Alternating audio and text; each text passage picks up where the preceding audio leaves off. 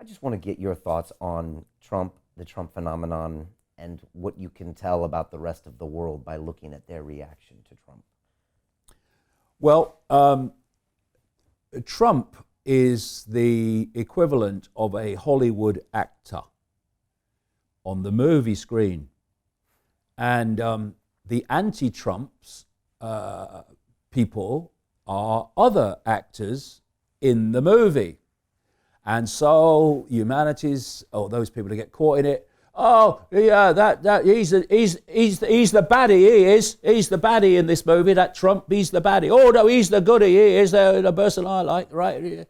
It's a movie, and while we are focusing on this again, this minutiae of Trump, anti-Trump, left, right, and all this nonsense that we get caught into, Silicon Valley's doing what it is doing in terms of destroying freedom of information and driving on behalf of things like DARPA, the technological development arm of the Pentagon, this AI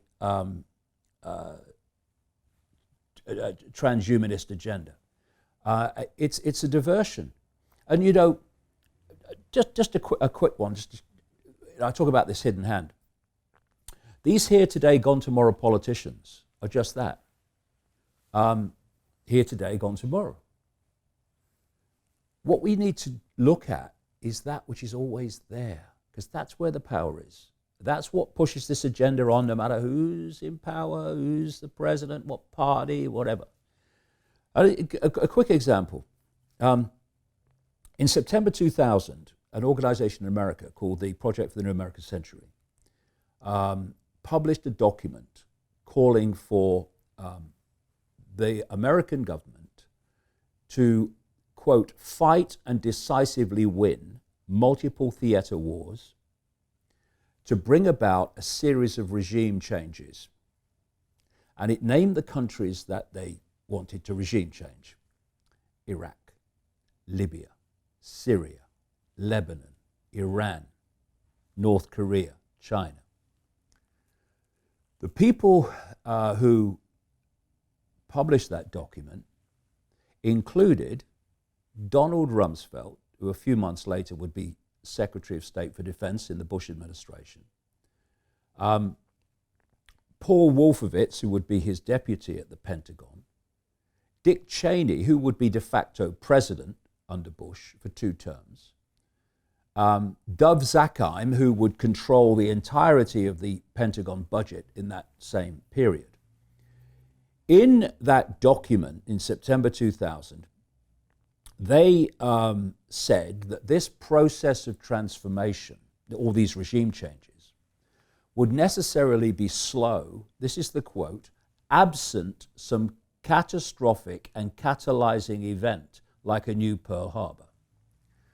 1 year to the month after that document was published, 9 months after the people that wrote it came to power in the Bush administration, the United States had, in September 2001, what Bush called at the time the Pearl Harbor of the 21st century.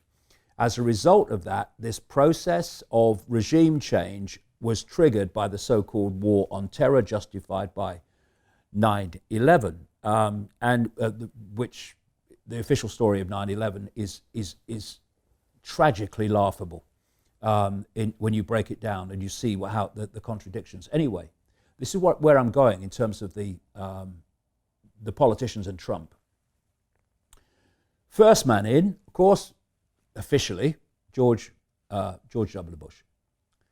They went into Afghanistan. Then, with Tony Blair lying about weapons of mass destruction, they went into Iraq. And the reason they lied about weapons of mass destruction is because Iraq was on this list of regime change. They didn't have an excuse, so they made one up. And by the way, let us not forget, people now, including even the mainstream media, accept that they were lied to over weapons of mass destruction in Iraq, which led to a catastrophic invasion and the catastrophe that has followed.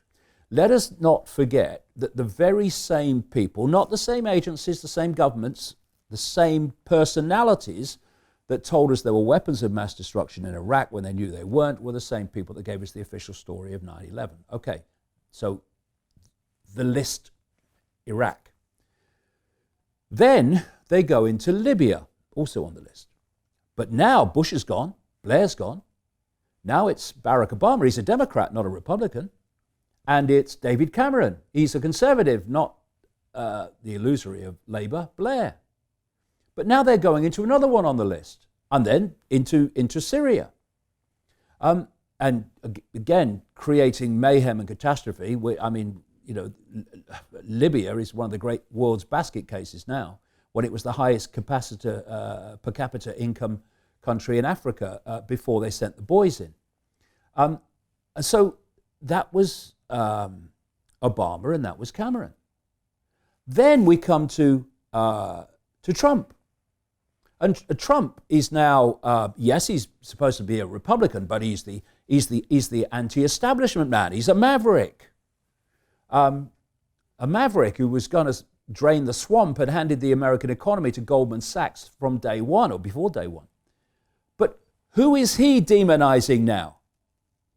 He's demonizing Iran, and he's demonizing North Korea, other people on the list, other countries on the list. So this list from September 2000 has been ticked off all the way through these different politicians and different parties and different personalities. So no matter who's coming and going or who you're going to vote for, it's like some Americans say, it don't matter who you vote for, the government still gets in. Yes, the secret government. Because America is a wonderful example of how it works, so it works the same everywhere. During the Bush administration, and a Republican administration like now, you have this group that control the Republican Party that are acknowledged by the mainstream media. They're called neoconservatives or neocons. They were the people that created the Project for the New American Century, that wrote that document in September 2000. And then in the Democratic Party, you have another group, very much the same, that I call the democons. This is your George Soros's and Zbigniew Brzezinski before he died this year, and others. The key is that if you go one step back in the shadows, the neocons and the democons answer to the same master.